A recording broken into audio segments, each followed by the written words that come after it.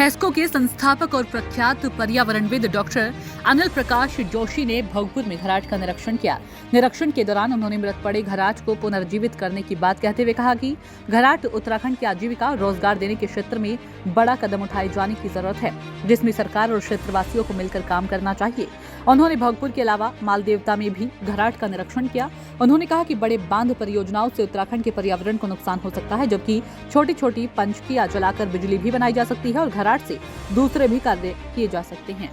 एक सबसे बड़ी चुनौती ये भी अब सरकारों के बीच में है कि हम नए रोजगारों को कैसे पनपाएं, और वो भी अगर संसाधनों पर आधारित हो तो ज़्यादा बेहतर हो। और यही इस कड़ी में घराटों की एक बड़ी भारी भूमिका रही है, और इतिहास इस बात का साक्षी है कि घराटों से जो भी सरकार को टैक्स मिलता था, अध्यापकों की उससे पे जाती थी। ये आपको आश्चर्य होगा जान के, पंचायतें लेती थी, पंचायतों के स्कूल घराटों के पैसों से चलते थे।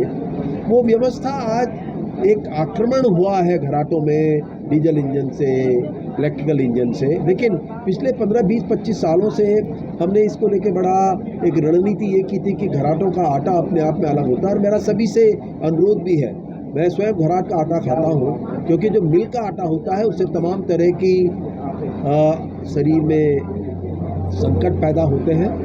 तो एक बात ये थी कि हम घराटों को वापसी में कई रोजगार भी खड़े करेंगे।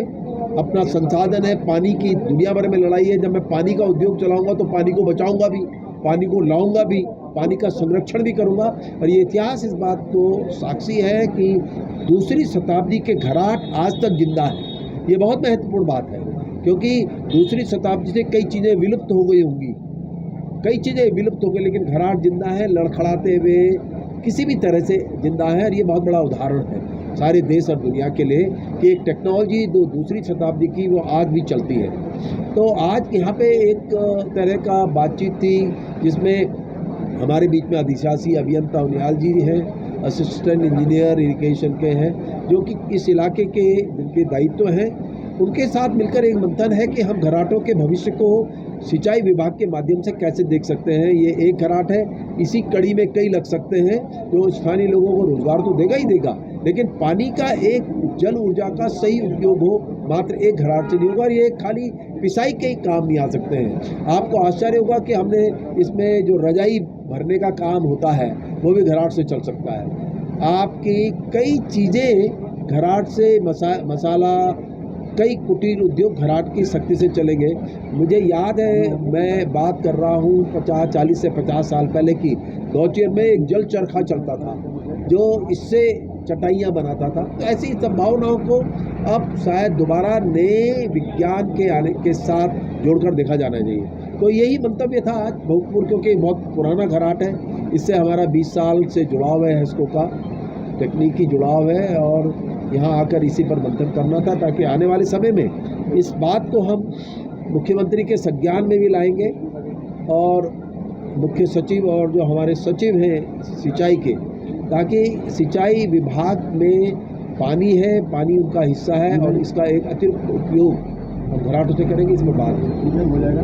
इसके बारे में मुझे कहना है कि आप और मुझे एक बात समझ लेनी चाहिए। जब एक विवाद पैदा होता है सड़कों को लेके, सुरंगों को लेके, तो एक बात समझनी चाहिए कि सुरंगें फिर भी आपको आश्चर्य होगा सुरक्षित होती है।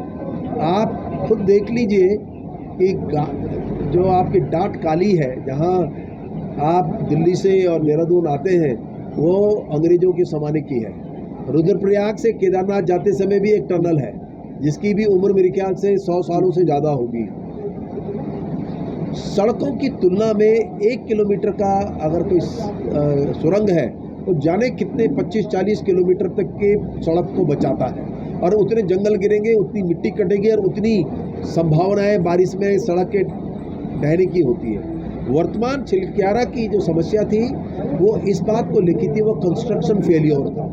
उसमें कहीं हम इस बात में चूक गए कि जैसे जैसे सुरंग में आगे बढ़ते हैं पीछे मजबूत करते चले जाते हैं। एक बड़ी बात तो वही थी। दूसरी बात यह है कि हमेशा छिलक्यारा जैसी सुरंगों को बनाने के साथ एक पैरेलल एग्जिट प्लान भी बनता है कि अचानक कोई घटना घट गई तो आप उससे बाहर आ सकते हैं। ये कुछ कंस्ट्रक्शन फेलियर है, चूक है। मुझे लगता है कंपनी की जवाबदेही है जो सरकारें मुझे लगता है पूछ रही होंगी। तो मेरा मानना ये है कि सुरंगें बनस्पत सड़कों के ज़्यादा सुरक्षित हैं पहाड़ के लिए। विकास को मॉडल के दो तरीके हैं कि इकोलॉजी इंक्लूसिव इकोनॉमी, जो मुख्यमंत्री लगातार एक बात बोल रहे हैं कि इकोलॉजी इकोनॉमी साथ चलनी चाहिए, और चंपावत को एक उदाहरण के रूप में खड़ा किया जा रहा है, मैं भी उसमें जुड़ा हूँ, कि किस तरह से गांव की इकोनॉमी और इकोलॉजी दोनों सुरक्षित हो। और जब जब संसाधनों पर आधारित, हम अपने संसाधनों पर आधारित अपने विकास को तय करेंगे तो वो स्थायी होता है, और जब जब हमारी निर्भरता बाहर होगी तो अस्थायी होगा। इसलिए समय है उत्तराखंड के लिए अपने संसाधनों के आयामों को टटोलें, एक। नंबर 2, नए विज्ञान का समावेश करें और अपने अलग अनोखे बाजार को लेकर, जैसे हिमालयन ब्रांड अभी आया है, तो वो तो एक बड़ा ब्रांड है, लेकिन मेरी दृष्टि में हर घाटी का अपना ब्रांड होना चाहिए।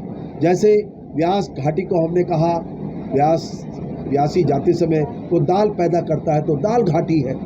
आप जाते हैं गंगोत्री की तरफ तो आप वहाँ पे सबसे ज़्यादा बेहतर दर्जे का सेब पैदा होता है। इसी तरह तमाम घाटियाँ, आपकी जो गर्म पानी है वहाँ सब्जियाँ पैदा होती हैं। ये हमारी ब्रांडिंग है, हमारा स्थानीय इकोलॉजी सपोर्ट करती है उसको लेके ब्रांडिंग होगी तो हमें नए रोज़गार भी मिलेगा।